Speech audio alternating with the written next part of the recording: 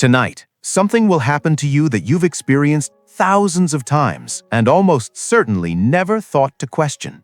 You will close your eyes, lose all contact with the world you know, and enter a state where the impossible becomes ordinary. You'll speak to people who died years ago. You'll visit places that have never existed. You'll experience fear, joy, and grief so vivid that your body physically responds, heart racing, breath quickening, tears forming. And then you'll wake up and call it just a dream. But here's what neuroscience is now beginning to confirm. What happens inside that darkness every night may be the most sophisticated information processing system your brain ever runs. And most of us are completely ignoring everything it's trying to tell us. We have a deeply dismissive relationship with our dreams. From childhood, we're conditioned to treat them as noise, random electrical firing, meaningless imagery, biological static. The culturally accepted script goes like this: dreams are what the brain produces when the serious business of waking life temporarily shuts down. Entertaining, sometimes disturbing, ultimately irrelevant. But consider what that dismissal is actually costing you. Your brain spends roughly 2 hours every single night in active dream states. Across a 70-year lifespan, that's approximately 50,000 hours, nearly 6 full years of your existence devoted to generating these experiences. Evolution is ruthlessly efficient. It does not preserve processes that consume that quantity of metabolic resources for no reason. So why is the dreaming brain working so hard? Modern neuroscience has begun producing answers that are far more interesting than random noise. Researchers studying the sleeping brain have found that during REM sleep, the stage most associated with vivid dreaming, the brain isn't quieting down. It's running at near waking levels of activity, with some regions showing even higher activation than during normal consciousness. The visual cortex is firing. The emotional processing centers, particularly the amygdala, the brain's primary threat response and emotional tagging system, are 40% more active during REM sleep than during waking hours. The prefrontal cortex, responsible for logical analysis and reality checking, partially disengages.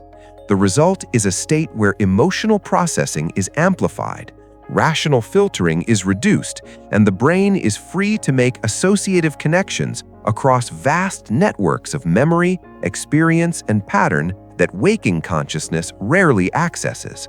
This is not random. This is a system doing something specific. The question is, what? To understand what the dreaming brain is actually doing, it helps to start with what the waking brain can't do. During every waking moment, your conscious experience is aggressively filtered. Your prefrontal cortex, the brain's executive center, acts as a gatekeeper, suppressing associations that aren't immediately relevant, maintaining narrative continuity, keeping your attention anchored to the task in front of you. This filtering is enormously useful for getting things done, but it comes at a cost. The vast majority of what your brain has registered, processed, and stored never reaches conscious awareness at all. Neuroscientists estimate that the brain processes approximately 11 million bits of sensory information per second. Conscious awareness handles around 50. The other 10,999,950 bits are processed beneath the surface, influencing your emotions, your decisions, your intuitions, without ever being explicitly represented in conscious thought. Think of it like an iceberg. The tip, what you consciously experience, is visible, organized, and accessible. Below the waterline lies an enormous mass of processed information that shapes everything above it without ever being seen directly. Dreams may be one of the primary mechanisms through which that submerged information surfaces. Here's the neuroscience behind why. During REM sleep, the brain undergoes a dramatic neurochemical shift. Levels of norepinephrine, a neurotransmitter associated with focused linear attention, drop to near zero. Simultaneously, activity in the hippocampus, The brain's memory consolidation center increases significantly. The hippocampus begins replaying and cross-indexing memories, not in chronological order, but thematically, searching for emotional and contextual connections across experiences that may be separated by years. This process is called memory consolidation, but recent research suggests it's doing something more sophisticated than simply filing information. It appears to be actively searching for patterns that waking consciousness missed, connecting an emotional tone from a recent experience to a structurally similar situation from 5 years ago, identifying a recurring conflict that conscious attention has been carefully avoiding, modeling the likely trajectory of a situation based on accumulated data the conscious mind never formally analyzed. Neuroscientist Matthew Walker at Berkeley has described the sleeping brain as running a form of overnight therapy, not just storing memories, but actively processing the emotional charge attached to them, separating the information content of difficult experiences from the raw distress they produced. This is why a problem that felt catastrophic at night often feels more manageable in the morning. The brain spent the intervening hours working on it. You just weren't awake to observe the process. And this is where something genuinely remarkable enters the picture. If the dreaming brain is running deep pattern recognition across vast stores of memory and emotional data, and if dreams are how some of that processed information surfaces into awareness, then the imagery of a dream is not random. It is the brain's translation of a conclusion it has already reached into a form that consciousness can receive. Consider the phenomenon most people have experienced but rarely examined.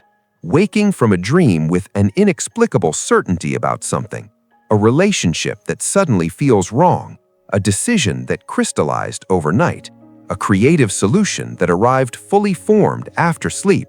These aren't coincidences, they're outputs. The brain ran an analysis while you were unconscious and delivered the result wrapped in the only language it had available: imagery, narrative, and emotion. This is why dreams so often feel like they're telling you something you already knew but hadn't admitted. They frequently are. The unconscious processing system reached a conclusion days, weeks, or months before the conscious mind was willing to acknowledge. And the dream is the delivery mechanism. Research by Ulrich Wagner published in Nature demonstrated this directly. Subjects who slept between learning a mathematical problem and returning to solve it were 3 times more likely to discover a hidden shortcut than those who remained awake. The sleeping brain wasn't resting. It was restructuring the problem and finding connections that waking analytical thought had missed. Sleep doesn't pause thinking. It changes the kind of thinking that's possible. And here's the deeper implication. If dreams carry genuine information, pattern recognition outputs, emotional processing results, predictive modeling conclusions, then the symbolic language they use isn't arbitrary either. The brain doesn't have access to abstract propositional language during dreaming the way it does during waking thought. Instead, it communicates through concrete imagery loaded with emotional resonance.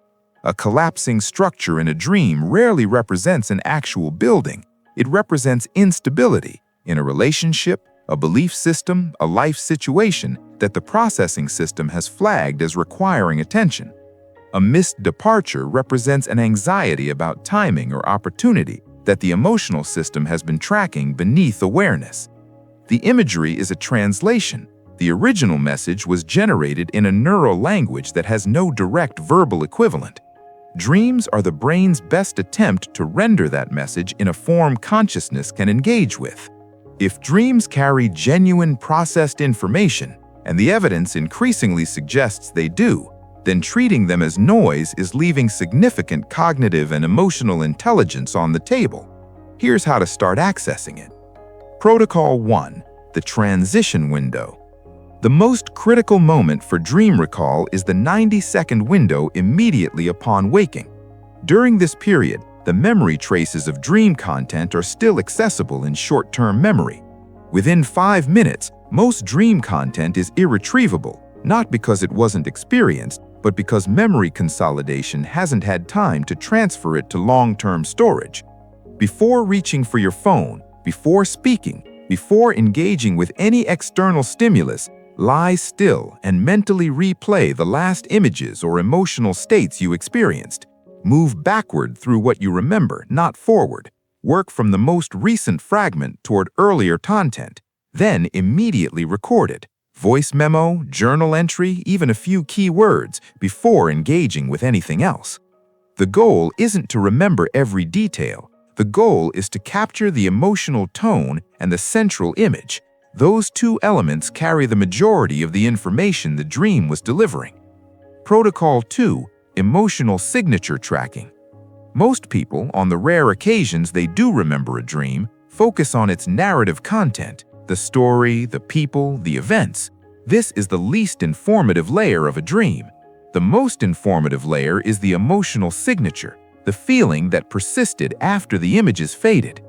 Begin a simple daily practice. Upon waking, before journaling any imagery, write down 1 to 3 words describing the emotional quality of what you experienced. Dread, urgency, grief, expansiveness, relief, strange calm. Track these over 2 to 4 weeks. Patterns will emerge that have nothing to do with the surface content of individual dreams, recurring emotional themes that reflect what the brain's processing system is consistently flagging as requiring attention. This is your unconscious processing system's agenda made legible. Protocol 3. The incubation practice.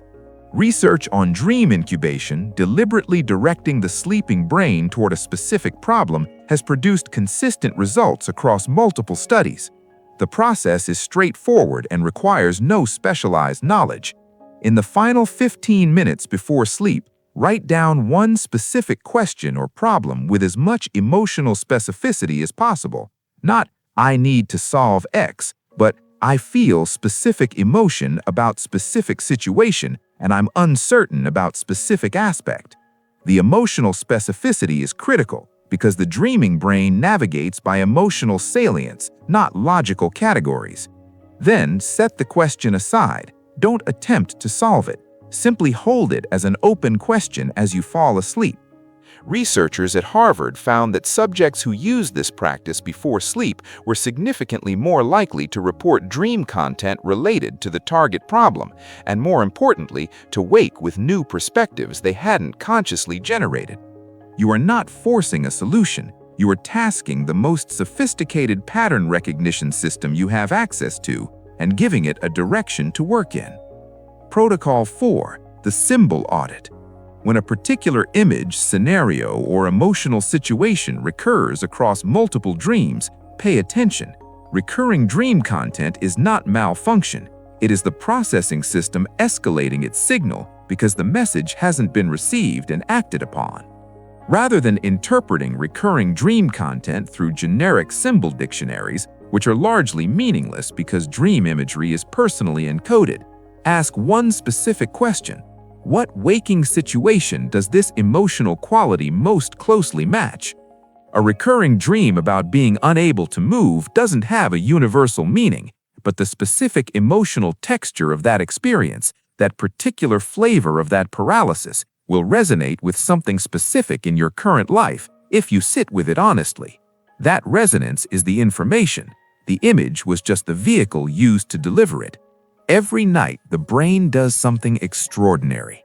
It disengages from the relentless demands of conscious waking life, drops into a state of amplified emotional processing and unconstrained associative thinking, runs pattern recognition across everything it has ever experienced, builds predictive models of where your current trajectory is leading, and then attempts to deliver those conclusions to you in the only format available: story, symbol, and feeling. Most of us wake up, dismiss the message, and reach for our phones. The 50,000 hours your brain will spend dreaming across your lifetime are not interruptions to your thinking. They are some of your most sophisticated thinking, operating in a register that waking consciousness can't access and would suppress if it could. The brain you carry into sleep every night is not switching off. It is switching modes from the narrow, filtered, goal-directed processing of waking life into something broader, deeper, and in many ways more honest. It notices what you've been avoiding. It tracks what you've been ignoring. It models what your current choices are building towards. And every morning it leaves you a message. The only question is whether you're paying attention. Because the dreams aren't the mystery, you are. And every night some part of you is working very hard to help you understand yourself better, if you're willing to listen to what it's saying.